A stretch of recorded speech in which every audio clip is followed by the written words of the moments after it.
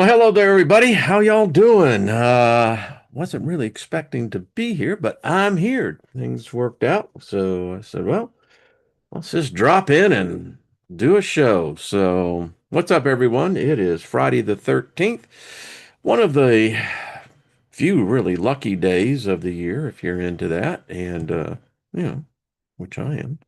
I don't know about you. As I get everything here put together, y'all just go ahead and sit down and have fun. I mean, if you want to use a seatbelt, yeah, you can, but it's always the dips that make it really fun. Ain't that the truth? So, what's up, everybody? Let me just say, I'm speaking favor over us all. Nothing missing, nothing broken. So, rainy day here, but fine, and things have just been freaking great. I mean, the world seems to be on fire, but my reality is going, it's all right, Good energy, good vibe. I hope it's the same way with y'all. It's not my birthday. That's next Thursday, June 19th. You know what they went and did in the United States? They made it a national holiday, my birthday. Well, that tells you something. Just saying. But anyway, thank you for the thought and the good wishes as well. So appreciate it. And 11 years on this channel. 11 years.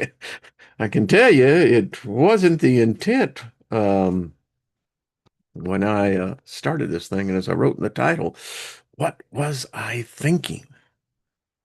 Think of, where were you 11 years ago? I know exactly where I was at. And actually, it was a pretty dark time. It really was. There was, I mean, for myself personally, there was just a lot, um, very negative things. And I guess I looked at this opportunity. I have another channel on YouTube, one I don't promote. It's if you want to go back and see what I was doing back, well, let's see. I started that channel in 2012. So there you go. Um, and I was very much into sky photography, and all the equipment and captured some of the most phenomenal shots. Um, Living in Colorado, and on the other side, oh, there was such. I just I won't even talk about it because I won't give power to it. Um, but it was challenging. But So I think I started this channel here because it was at that point in my life where I began to realize nearly the accumulation of, well, I guess my, I could say this, my true spiritual awakening began somewhere back in 2009, 2010. But by the time 2012 got here, it was well kicking in. And coming out of a religious ideology, it was tough. So YouTube provided an opportunity to number one, finding an alternative um, source of energy more than anything else. And I think about it, YouTube was still pretty young and it had gone through a little bit, but yeah, and it ended up being one of the best decisions. I mean, I can't imagine what it would be without the knowledge that I have gained and garnered from so many of you. And what a journey. So, yeah. In the archives, I think, you know, 23, 2,400. There was been a lot that was cleared out, which is cool. The only thing is that when they clear out videos, they take down, your view numbers, but who cares? I thank all of you. All of you have come in and subscribed. You've been here for a long time. Um, Family. Who would have thought? It's like Andrew Gold said in the lyrics, thank you for being a friend. when we cross over and get into the Milky Way, you'll still hear me say, thank you for being a friend. And along in 11 years, we've lost, I don't think we've lost many. There have been many who have crossed over. They're over there now. Um, as far as what really awaits, they know. We can just speculate, pontificate, and debate, but they actually do know. And I know that they're still here, and I was looking this morning because we had some contractors in here doing some things, and um, I looked at this and I went, how many beautiful souls? Beautiful souls. Many people that I still think about, I don't see anymore, but they're on their journey and they continue to do that. But yeah, so YouTube provided a outlet, and who would have thought? Like, what the hell was I thinking? Anyway, how's everybody in you stimulate the mind? Thank you, Rick. How are you doing, brother? How's that healing going in you? Total, right? That's what I'm saying. Just thank all of you, Lost in Space, very kind words. Thank you, my friend. Um, Felix, good to see you. Know thyself. Yeah. And of course, Gogo, all the way from Croatia. I mean, at least we can say we have an international audience, right? As the family grows. Stephen, good to see you. I've been listening ever since Nibiru. Yeah, I was thinking about Nibiru. Um, what an interesting time, seriously. Um, and I appreciate it. I think about Steve Olson. Don't know where he went. We just wish him favor and well wherever he may be. But those were some interesting times. The energy of the earth was really, God, we look back now and that journey through the whole Nibiru thing and, the subsequently the books that came out. Uh, what a doorway. Who'd have thought? You know, out of Nibiru, you come up and you start going into ancient text because that's where it leads you. And when you start looking at the ancient text, it's Zachariah Stitchin, I still say messed the thing up. I think he did much more damage than he did good, but that's just my opinion. Whereas when you compare to Dr. Noah Kramer, um, who is who actually received the first PhD in Sumerian history and culture. And that all started because of Nibiru. And the thing that was so weird about it is that so you get into, and I got Stitchin's books up there, the whole series, read them all. And you know, besides just opening the door of potentiality of thought, and his books did that. It leads you then, if you get into the academic side of the equation, you begin to find out and you're going, wow, now wait a minute. No, this culture actually existed. And then it goes full circle because now, when you leave your religion and you're into this journey of this gnosis, right? You're a knowledge seeker, and there's a lot of risk if you're a knowledge seeker. Just count on you're going to trip up. It's just the way it is. But get up, brush the knees off and put a band-aid on if you have to, but keep on. And but who would have thought that suddenly it begins to connect the dots that we're missing. And then then you find out that now wait a minute. So if there is and are higher intelligence than man, then what would that look like? And in the scale of things, where is humanity? I mean, are we truly just a little bit above the simians? Well, some say that that's our origins. Some say it's more of a reptilian nature. And then there's some who just says, well, we were grown in the lab. And the interesting thing, you go back to that Sumerian lore. Actually, you can read their tablets. You can see how they were thinking. They had to have some sort of knowledge about these gods that suddenly went away. But if you study those gods, you find out that, well, apparently they say they made us. Um, okay, and then you get the other story, and the other story is the one that I was indoctrinated with. And then all of a sudden you're going, okay, wait a minute. So let's just say that both cases represent an actual event. No matter how you slice it and dice this with the slash-o-matic 5000, you're going to have a problem. Because the problem then leads that it's almost like, well, they didn't expect what we did. They say they're all knowing, but they certainly seem to uh, miss a few points, And it's like, well, where were you when this was happening? Oh, I was over here taking a nap.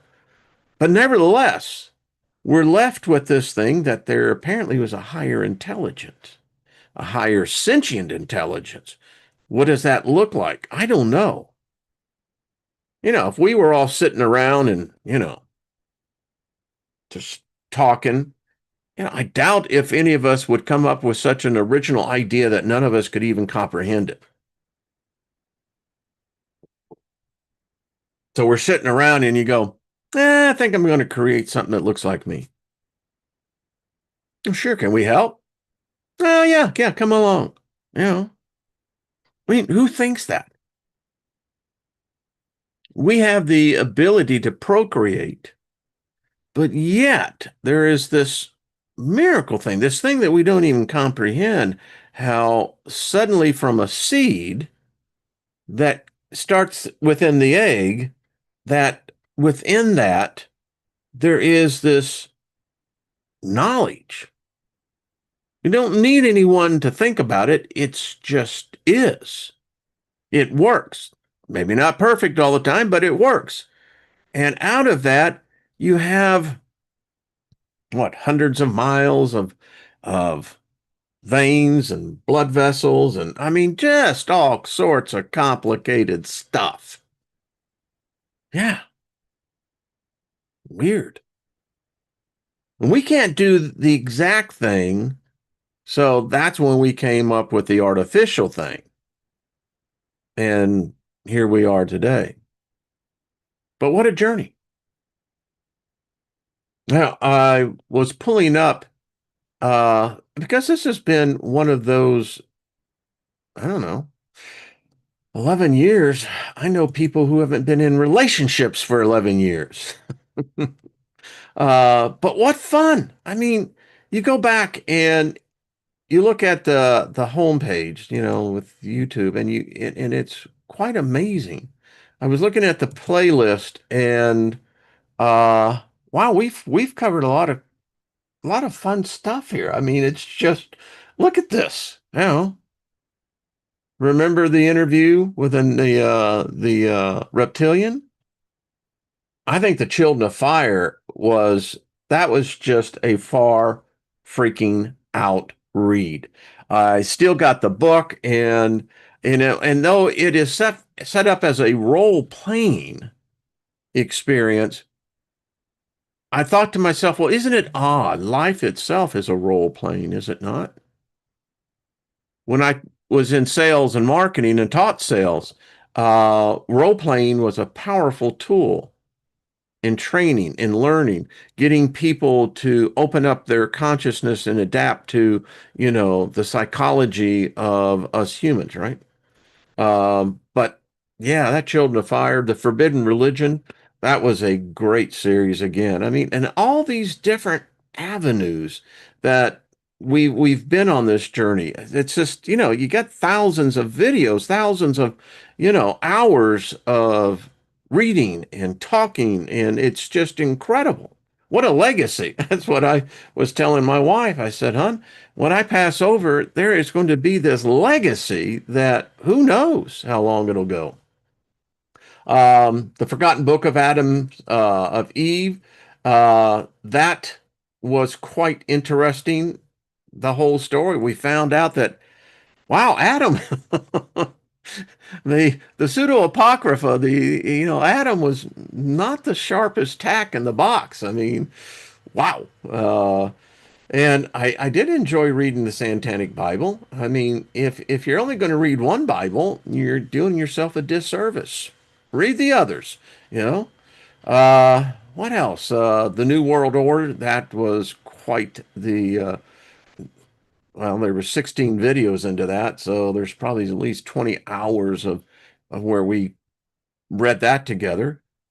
One of my favorite was the Lost Book of King Og, the Nephilim, the Raytheum.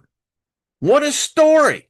And of course, we know that in the second Samuel, in the book of Old Testament, King Og is spoken about, and he was a giant. But of course, they don't want to tell you the other part of that story. But what we found out in that series was, holy crap, Batman! I mean, humans were totally screwed. I can't imagine, and I think that it scarred our psyche, our collective consciousness to this very day. We refuse to remember the past. I think we could, think we can, but there is something of so much trauma that so permeated our existence. And I would say that if the knowledge was well known throughout the world that humans were at one time nothing more than a food source for another race of beings. And, and even as I'm talking about this, I'm doing the recall in there. I mean, we found out so much. The Moon Child, right? Found out that she was the last female of the Nephilim. Yeah, pretty bad when you only got one female left. Yikes. And then, of course, there was my story still going on. The whole sigil, seals, and symbols, that was, wow. I mean, what the freak can you say about it? I mean, and I look in my office now and wow, what a transformation. It's like, okay, yeah. Them sigils, they'd be everywhere. Solomon's Magic, yeah, cool book, definitely. Magic, the series, the Forbidden Books, that was another one. My favorite, I would have to say one of the top three of the series I've done is the Liber Lilith series. And yeah, I can say that that book changed me. It opened a doorway that I got to know Lilith probably from a perspective that I don't see repeated. You know, Lilith, and I believe that there's good evidence that she did exist. I don't know if it's in the dogma of how she's represented, but there is a place for her in our history. And I found her to be a very loving energy. That sounds weird, I know, because everyone else has got this queen of the dam and she does this, she does that. I didn't see that. So I don't know. Maybe if you wrote that book out like I did, word for word, see what happens to you. Let me know if you do it. Let me know what the experience ends up for you. Let me know if you have a visit from Lilith. I did, but anyway.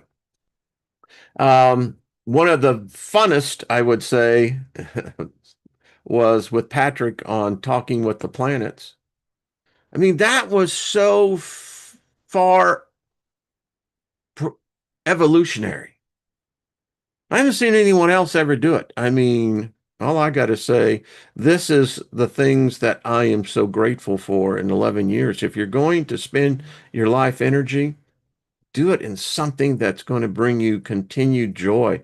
And I go back and I watch those, and you know, I'm still in the position today that every planet, every star out there is more than just physical matter. I believe that there is a corresponding, correlating spiritual representation of everything we see in the physical realm. But hey, that's just me. That was interesting. I had Marty Ballin on there. Love you, Marty. Rest in peace, my friend. Tell Brian hello. And we did the Kabbalah series. That was the seven principles. Let's see. The origins. That was a good one. Um, that is, I believe we have, yeah, that goes in after the Bloodline Invaders. Um, Introducing Ball. That is still Checkmate. I think one of the phenomenal playlists if you get into that one. Back in the day when I did 60 Seconds for Humanity, humanity was not ready, but you never know. And the Bloodline Invader series, one of my favorite. One day I should put that into a book. I mean, it's in a visual format now, but if you've never seen it or if you've watched it before, check it out. And then, of course, the one that you see, Bigfoot there, that was actually the breaking down of the EVP that I captured when we lived in Colorado. What a journey, isn't it? It has just been fun, fun, fun all the way around. And thank you all. Um, the videos just go on. There's Judith. Much love to you, Judith, as well. I mean, through the years, again, not your normal Sunday morning. That was a fun series. And everything has its moment and its time, but I'm much richer for the experience. There's no doubt about it. So anyway, there you go.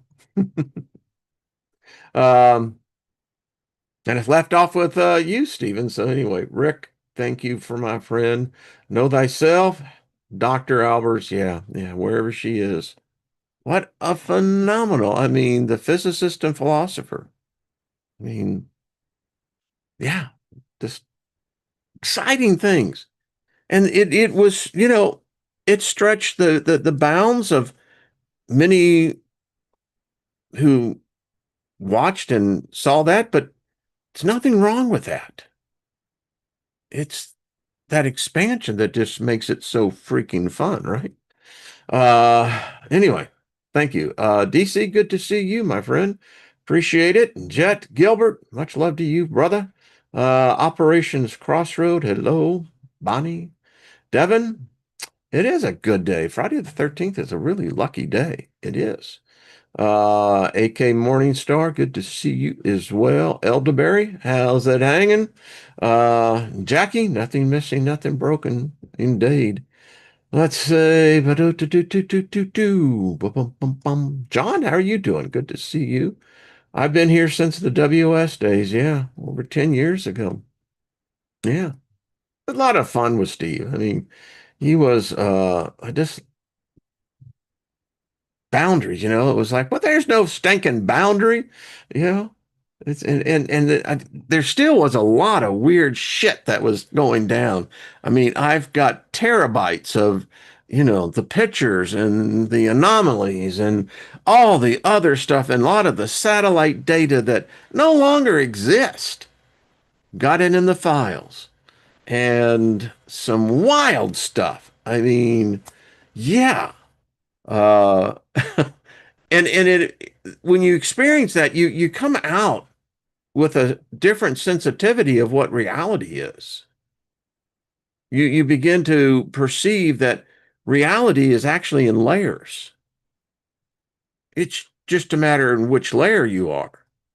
And if it's in layers, then that means that there is boundaries between layers, which would then mean that there would be a blending or a bending of one reality over to the other. Love it. Hey, Deborah, what's up? Good to see you as well. Mission Control, hello, Preliminal, how are you? Good to see you, Nina. Hello.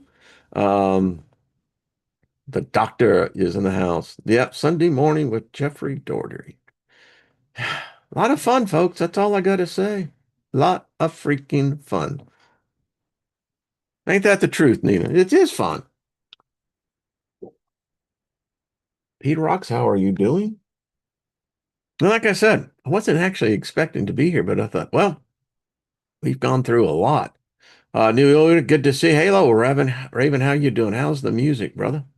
Bloodlines is one of the most watched playlists I created based on someone's work. Interesting. And we found out it is all about the freaking bloodlines, isn't it? They're all over the place. It's like, geez. Anyway, so yesterday I wrote on the show with Mike and Cindy.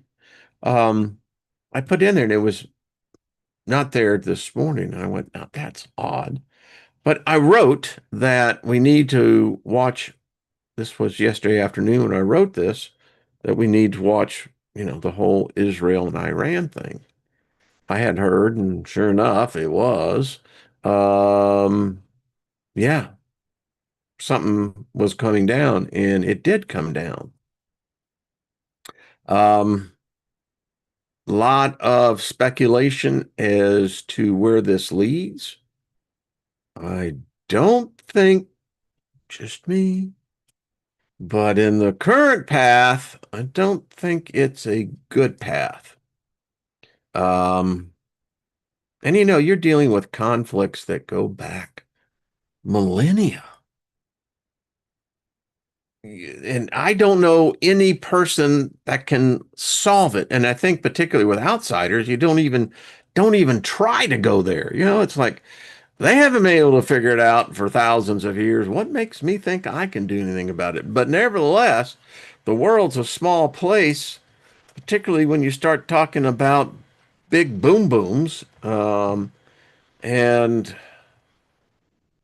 it's interesting to see the reaction of the world. Mm, You know, it's like, well, the fuse has been lit. Yeah, I think it has been. And I don't know if it's hit the full powder keg or not. I know maybe. But it it just adds another thing in a bowl that is it's limited, the space, of the bowl, and it's getting like someone's on there compacting their trash. It just keeps piling on. I just speak favor over that situation. These were all human beings here, but I don't understand how human beings, well, allow themselves to become mm, so divided. But I look in my life, uh, I remember in Houston, Texas, 1971, Agnew came to town, and because Nixon wouldn't, but there was, and I did. I was a protester. I was in 1971. Vietnam was a reality, and it was a reality of where I saw a lot of people go, and not that many come back. And those that did come back, yikes. Still remember, oh, wow, an individual that went, and when he came back, he was not the same. But anyway, so yeah, went down, protested. Um, Cops are a little bit different back then than they are today. They didn't have near the tolerance, let's just say. And um, I had a friend who was beaten up pretty good by the cops, busted his spleen, and Bob was in bad shape. And I've tasted tear gas. Don't like it. I can tell you what, it sucks, big time. But yeah, I mean, it was like, no one wanted to go to Vietnam. No one understood what the war was really about. this geopolitical positioning of nation building, but it was a big mistake. And, you know, today I look at this and I'm going, it's not the same thing. Um, yeah, there was a lot of anger back there in the day. I think many of us were there just simply to express, the disappointment, not to riot. Um, but nevertheless, when the cops start throwing tear gas and start beating your head with a baton stick, yeah, you get pissed off a little bit. But anyway, and I really hope that, you know, at some point, common sense will arise to the situation in our country because we're divided. Um, next Thursday, 70 years. 70 years. Folks, and many of us, and those of you who already are 70 or older, you never, I never planned. 50 years ago, someone came up to me and said, So, Steiger, how do you see yourself at the age of 70? I would have looked at them and said, What are you high on? I mean, 70 was so far out there that couldn't even see it. Now it's pulling right into the freaking station. Let's see, Vietnam was always confusing. Preliminal says, yeah, yeah. But in drugs, Wayne, yeah, that's true. Yeah. And yeah, at least we had the rock and roll. And back in, 1971, 70 there, what have you. It was nothing like it was in Chicago in 68. I mean, that was some crazy crap. But uh at least we had the rock and roll. And the thing about it is, I'll be candid with you. People who are stoned, to get them really angry, yeah, yeah, they may get to that point, but then they're going to immediately have the reversal. It's like, no, man. Uh, so hey, hippie chick, what's up, girl? Good to see you. I love that handle. Um, I'm sure that there is a story behind it. Love to hear it.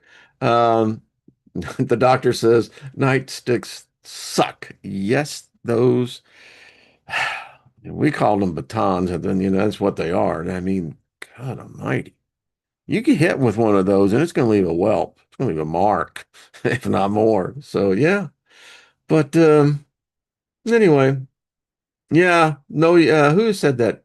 Deborah, you're right. Paid protesters. Now, could you imagine you're graduating high school and you're filling out this questionnaire as to what do you want to do when you grow up? And you write in a paid protester. And I understand they can make good money, like, six figures. If there's someone like the Walmart heiress who is funding this, or who's ever doing this, I mean, seriously? Why don't you put your money in something that has more philanthropic benefits to mankind? Because violence is no, and if your goal has to have violence in order to accomplish it, hey, little FYI, little common sense, that ain't good. There's better things you could put your money towards because you will die. The day is, as all humans will happen, you will die. And you don't want that kind of shitty karma waiting on you on the other side. Hell no. So turn that around and start doing good with that money. A lot of good things. Why don't you get involved with a group like this where, we could build wisdom centers? Instead of paying people to destroy property and tear down a government, why don't you help build humanity up? Because communism is what's being done today. And again, if you're here illegally, then, and if you're a part of this, you're an enemy combatant. You need to read what the Constitution says about that. I'll just give you a little FYI. You can be shot. It's legal. And if Trump calls and makes it official that these protesters who are illegals are here as enemy combatants. Folks, we don't want that shit. We don't want that. What we want is, as John Lennon said, John, we love you. You know, all we're asking is give peace a chance. And you can't have peace when you've got people throwing shit at one another and throwing, inflammatory objects. That ain't good. No. Well, what we ought to do is be going holding hands together and saying, "Hey, we ain't buying your nonsense." We don't choose to be violent. We choose peace. We're all of the brotherhood of humanity. Get that. But you don't gain points when you're destroying other people's property. Someone has to pay to fix up what you shouldn't have been doing to begin with. And that sucks because that eventually falls in on us taxpayers. The ones who actually pay taxes. And so it ain't cool.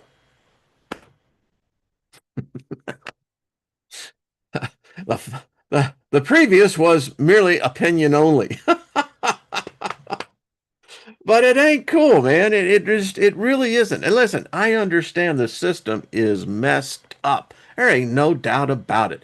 If there's one thing that you've got to give to Elon Musk is that he really did bring some cleansing sunlight to a situation that was dark and nasty and just illegal. And it sucked. And I guess that, now that they know that, the gravy train is over and I guess they're pissed off. I don't know. You know, learn a trade. That's a good thing. Become a sculptor, an artist, a carpenter, electrician, a plumber, whatever. You know, I think that colleges, half the people that are in colleges don't need to be there. They need to be in trade schools and other things. You know, I don't understand how a degree in making, something is going to ever do anything, but that's just me. Uh, Nina, I think it's unfortunately, but I think you're right, dear. I think it is. We are technically, if you go by the book, we are already the United States government is in a constitutional crisis. And this is how every civil war begins. We've got judges who are advocating political ideology over law. They're interpreting in favor of their ideology. And as a result, you now have the judiciary who is directly opposed to the executive branch. Never in American history has a judge ever been able to rule what a president can or cannot do under the Constitution. And it doesn't seem to matter that we have a constitution because we have these judges now who are taking activist roles and assuming, because they're not elected, they're assuming the executive office. That's a civil war. And if Congress doesn't get its head out of his ass and begin to address these judges, then we can blame the blood on this Congress. So we don't want this. Love. I have to ask you this, Trump. Why don't you bring out the message of love in your news conferences? You love to do them, and hey, at least you're out there doing them. The last guy, well, he was that weekend in Bernie's. They will roll him out. But the point is, why don't you start speaking love? You've got Paula White there, President Trump. I know Paula White. Why don't you start bringing her out in front and center? Or why don't we start bringing out at least the love factor? Why don't you start speaking about love? Because if you were to start speaking love, that would begin to penetrate and begin to push back this dark force. But hey, that's just me. What do I know? I'm a simple man. What do I know? How about if you ever get on an aircraft, particularly a 787 Dreamliner, which they are really a sweet aircraft, But apparently, the seat you want is 11A. Did you read the story? The guy that survived that was in seat 11A, didn't have a scratch on him. I don't know how that happened, but wow. I think that, I don't know that they say that people who survive, these type of events, these mass casualty events, that they end up having survivor guilt. But I just I don't know how that happened. But a seat 11A apparently is the seat. Again, if you're on a 787, you want. So, yeah. Hippie Chick said he's a supernatural anomaly. Yes, that is supernatural. Natural. I mean, it's not paranormal, but that is supernatural. I mean, yeah. I'm analyzing this when I read the story, and I'm saying, all right, the way that jet went down, that wasn't right. That wasn't normal.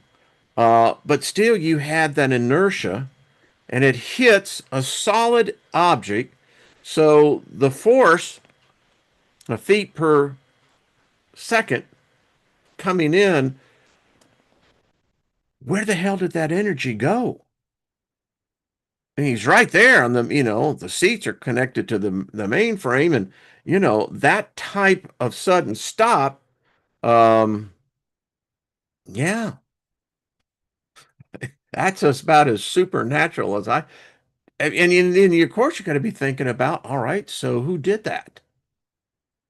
Was that just a freak of nature? No, I don't think so. Was that an unseen force? Obviously. Who was behind the force that was unseen? I don't know.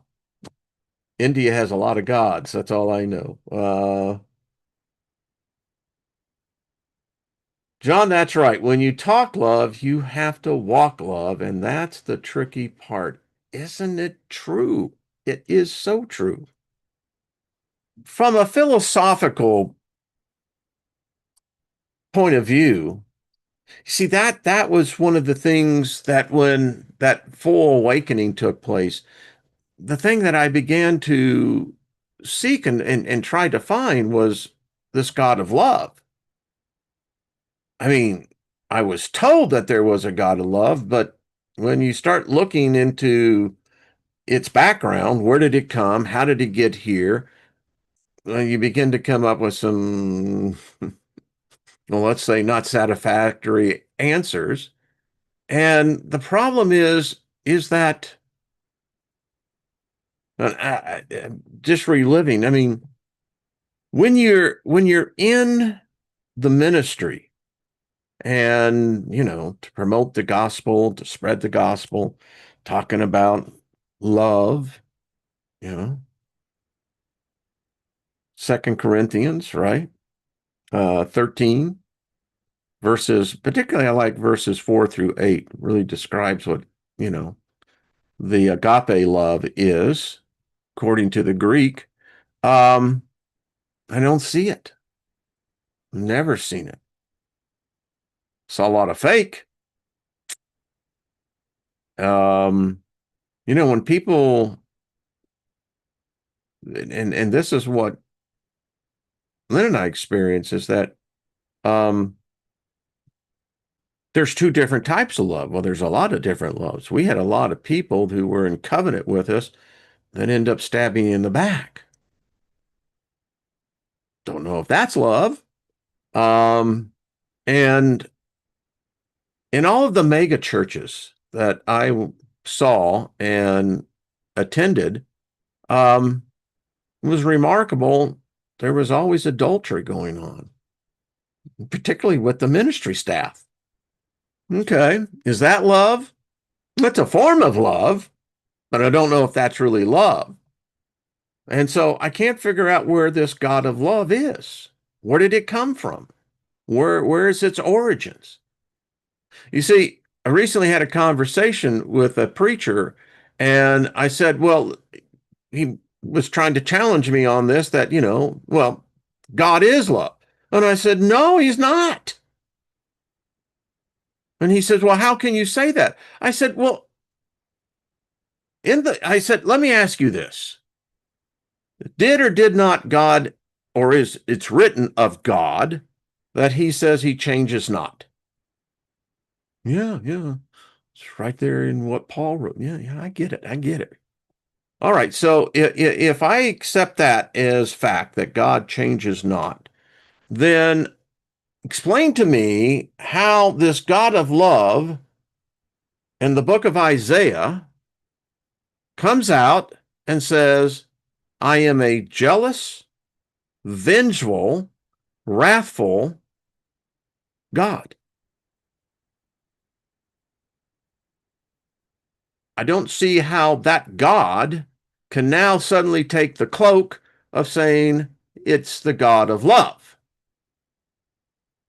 It ain't. How's that for good English? And so now you have the dilemma. So where is this God of love? Where is this existence? Where did it come from? Because if you study human history, the one thing that we lack is love. We have a hard time showing it to individuals, ourselves, large groups of people, because, I've experienced it in 11 years here. You just piss some people off. Some people are just not going to like you. And then when you get down the road far enough, you don't give a crap. Everybody's got an opinion. So some people are going to like you, some people aren't. All right, that's cool. Yeah. Let's see. Operation Cross says outside. It's not at all particular. I just love this. I have to go back and read the comments, but it is a legitimate question. Where is this God of love? And tell me where this God of love came from. It ain't in the Bible. It's not in the Quran. Not in the Pentateuch. Um, I don't know. So, and it's not the Elohim. Them bastards, they've raped us enough. So the Elohim, they're out. Damn sure ain't the Anunnaki. So where is this God of love everybody talks about? And if he exists, or it exists, or she exists, what's keeping her or him or it, I don't know, uh, from manifesting? Maybe it's us. I don't know. Let's see. Felix says that God also didn't want 1 2-year-olds to be adopted. Oh yeah, yeah, yeah. B. E said, I think Lilith had love, and then she took it into herself. There's a lot to that. She is a very um, well. What I got in her presence was that no one speaks favor or speaks of her in the fact of her hurt. She paid a price. And the usurper, who now is heralded as God, um, was never about love. She was. As we talked about the picture with Trina and Jenny, she was there talking to Adam. I love that depiction. Someone really was connecting into something, and she was pleading for humanity. And it wasn't the serpent. No. I mean, if you read the story, so back in the day, and I have to remember the exact year that was. I think it was 1983. I was in New York City. Uh, Actually, I think it was may have been the first time I was in New York City. And back in that day, it was pretty funky, man. I mean, even Times Square was pretty funky. You had all the adult stores and I walked by and there was this guy that actually had this table that he was wearing. Anyway, it was a three-card Monte game. And that appears to be what we as a species are in. We were told that the game was fair, that you had a legitimate chance of actually winning, beating the house. And you find out that ain't the case. It's rigged. It's set up. And I think that that's what's happened. Again, it's a legitimate question. If you tell me the God of love exists, you got to tell me where. How do you know that? What material have you read that says that this God exists and that this God has a history? Because again, it ain't the Elohim, ain't the Anunnaki, you know. I mean, the God Abram met, that ain't a God of love. I mean, you got to take it from the position of the bovine. Think about that. You know, this bull, and it was slaughtered because of what? What? The God of love? I don't think so. I'm going to have to go back. Isn't this a great way of putting 11 years on YouTube? I'll have to go back and read that. I know three now that they say they is. I don't know about that. Yeah. But I will say this, that I do not, I mean, and someone, I know the person who was asking me about that. Apparently in my chart that Cindy does, by the way, which was phenomenal, Lilith plays a role in my star chart. So I got that, Uh, you got to laugh, folks. Come on, because it's nuts out there. And listen, my hope, Doctor, was it you that wrote that you're dealing with the gloom of futility? Yeah, I can dig that. I really can. Because when you look all around, it does look like it's just futile. I mean, we seem to be hell bent on destruction.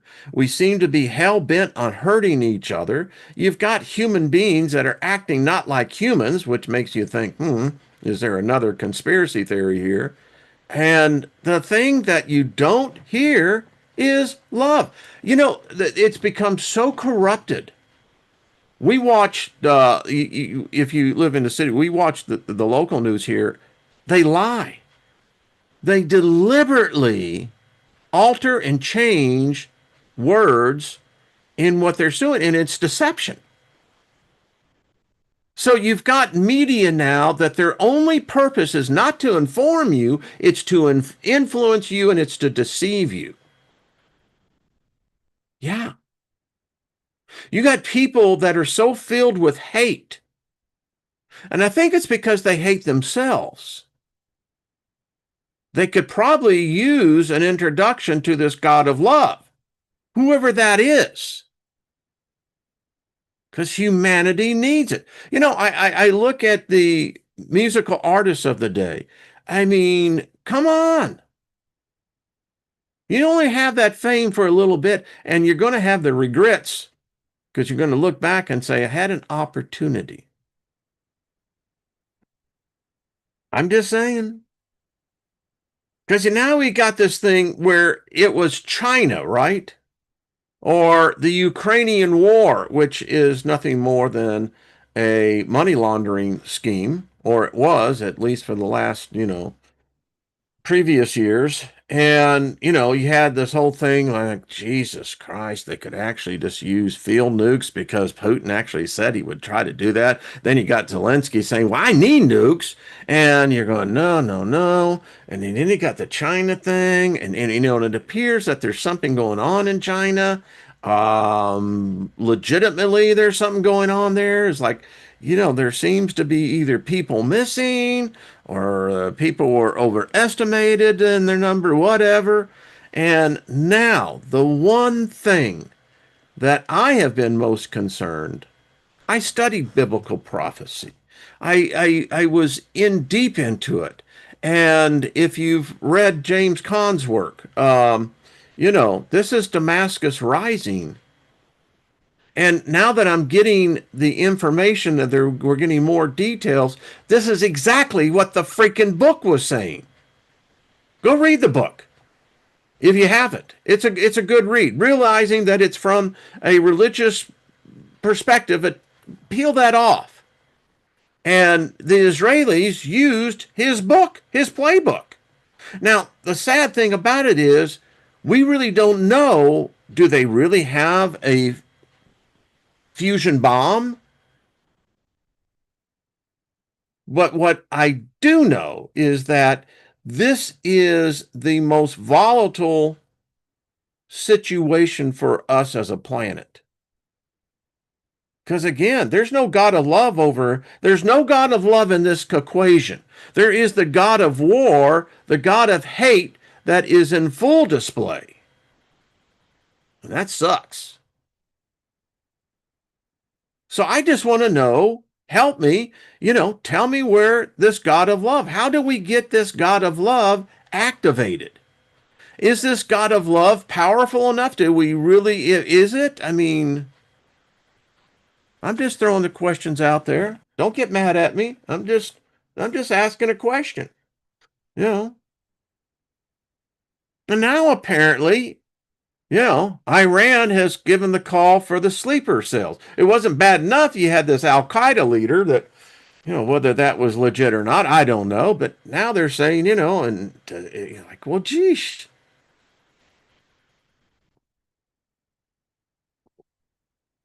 Will Russell help the rest of us? He says, I love the loving God. Who is it?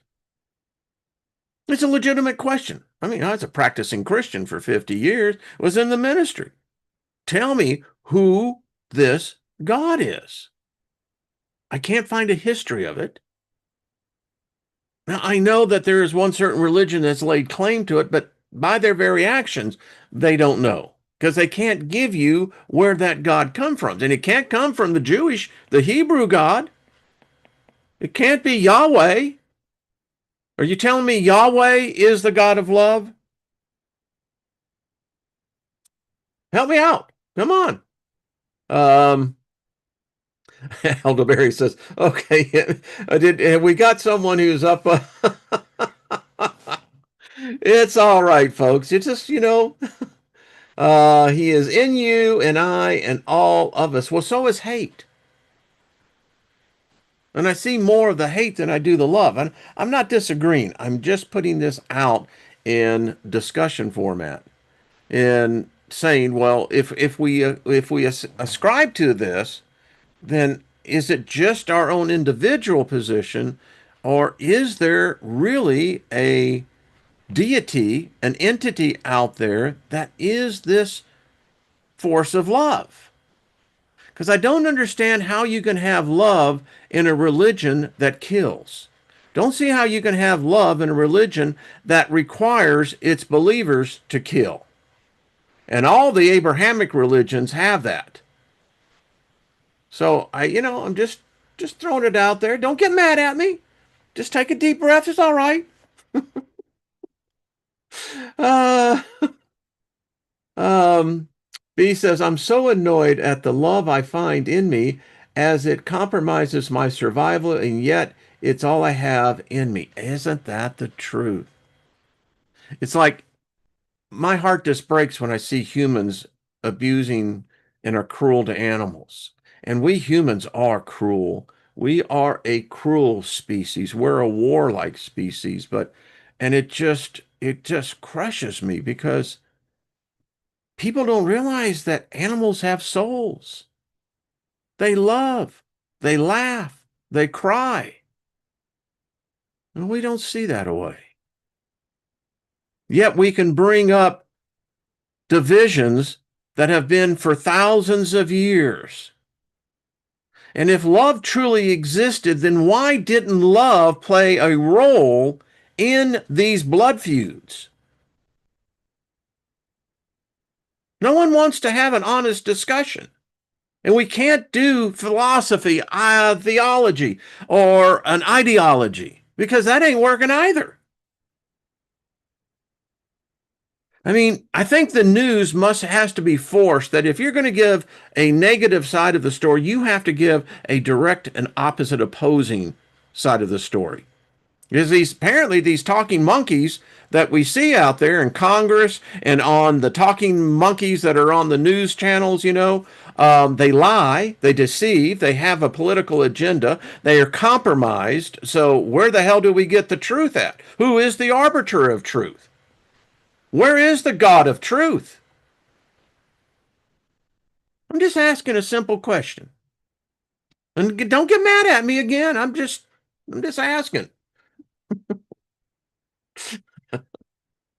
Fleega says goddess Asteria left because people became I think okay, Felix, there that you bring up I'm gonna go a little bit over. Screw it, I don't care. It's my show. 11 years, I've earned it, right? So if you gotta go, thanks. Hit the like button. If you're gonna stay, get involved in the convo. Um, they don't want balance. Yeah, isn't that the truth? Um, and so the idea that these gods have left, these intelligent sentient beings, I believe that. This is just my opinion. But you see, I think when we read in the book of Chronicles and the book of Samuel, we learn about Solomon and we learn about this deity that rolled in, and we've got evidence that something happened because even in the Colburn Bible, it describes this destroyer coming in. Now, hear me out. So, the supposed God of these Jews. Now, here's my problem with this, with supposedly the Hebrews that were in Egypt. They were there for 490 years, according to what they say. I don't know a culture that can survive 490 years and not be completely integrated by the dominating culture. So that whole thing gets me kind of going, all right, so you're telling me they didn't even have a religion to begin with, right? And then we get the story that they're there for 490 years, they were next to Pharaoh, okay. And then all of a sudden, they have a religion. I don't know how that happened, but that's what we're supposed to accept. And then they go out and this entity comes in and it's all about blood. I mean, they had to slaughter animals, right? And then they have to take the grotesque thing of where you take the blood of an. I couldn't have done it. But you take that and then you're going to be putting blood over your doorstep. All right, this is freaky to begin with. And then all you have is killing, mass casualty events right and left associated in this power play. So this God can't be for humans because it kills humans very quickly and often.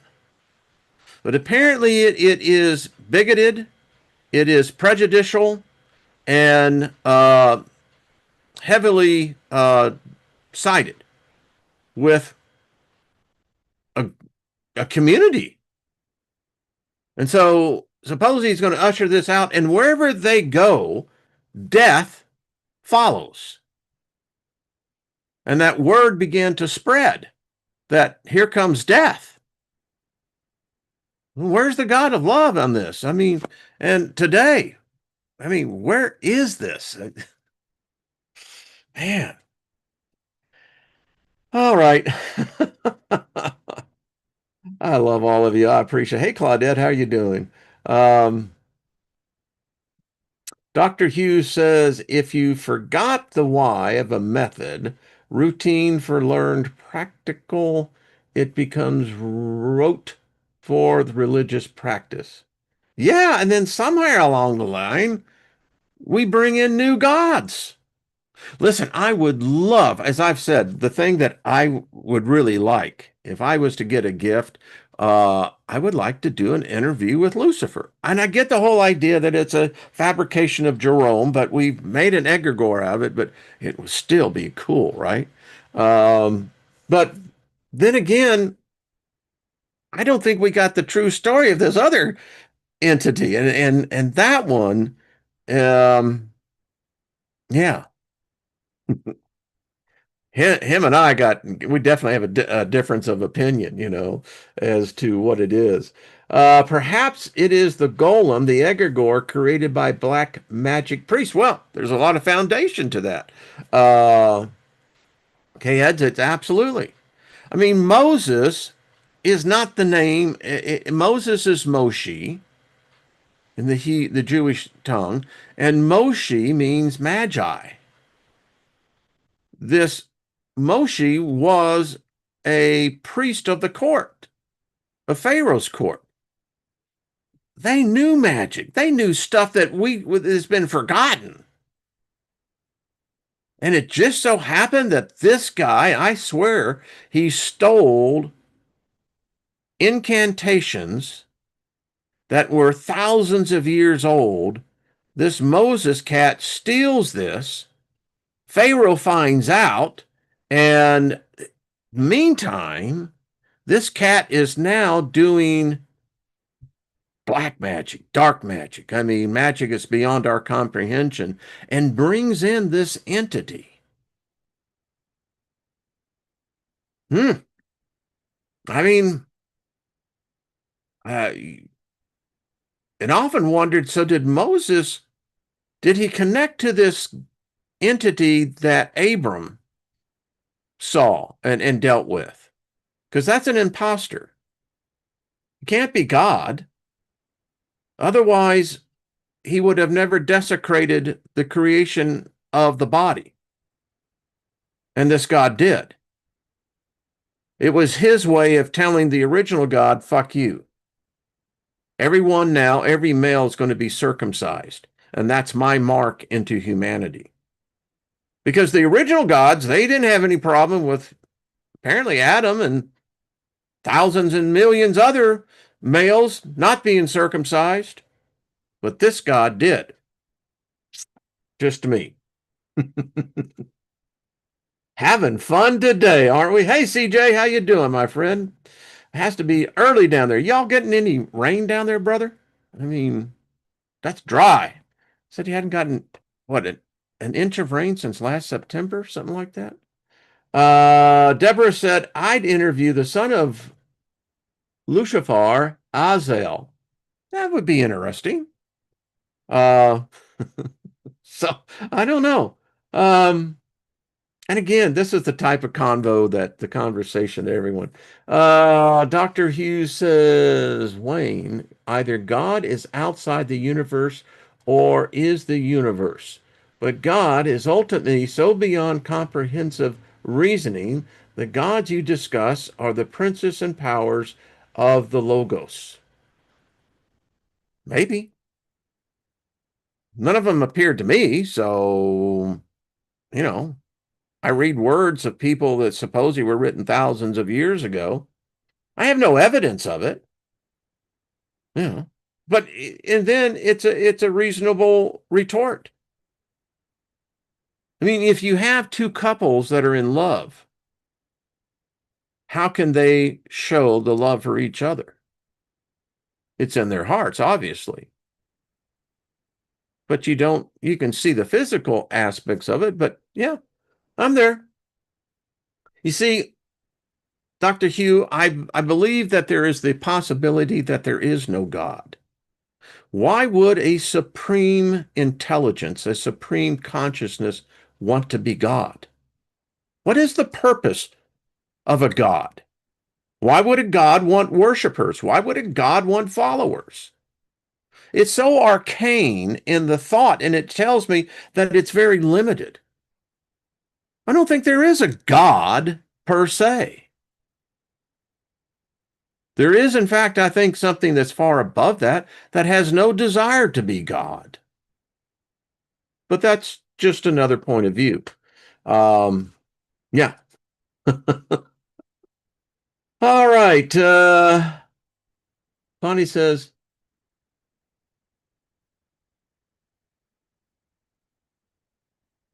you see, I don't know. Um, Lots of stuff going on.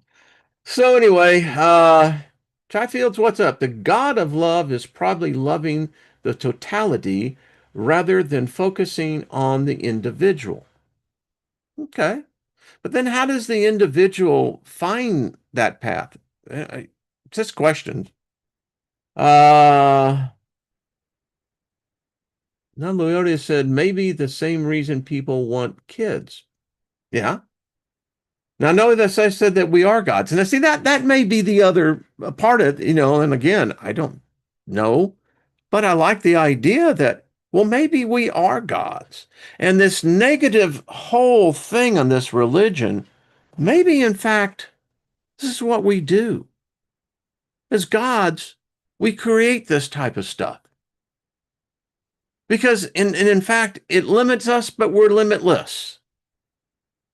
And as we go through reiterations of our journeys, maybe that's what we do. I'm convinced that there's other realities, but I have no idea how to base those realities because all I perceive is what is from a human perspective.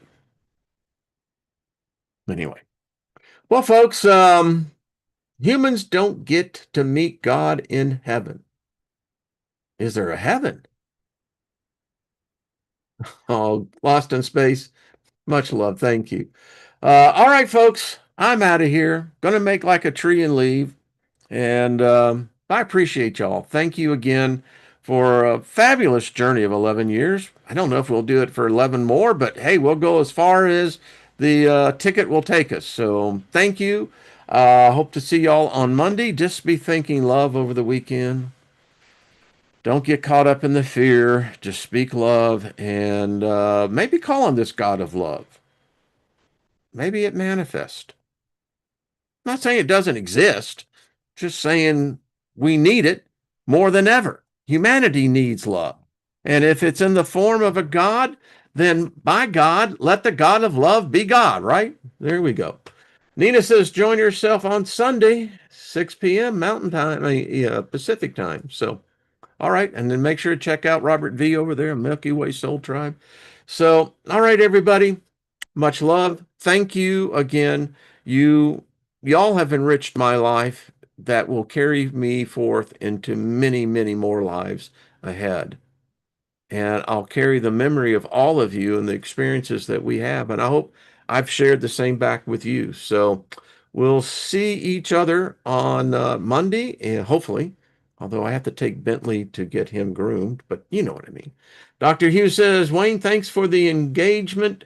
It's my thank you. God or no God, reasons or purpose. Yeah, absolutely.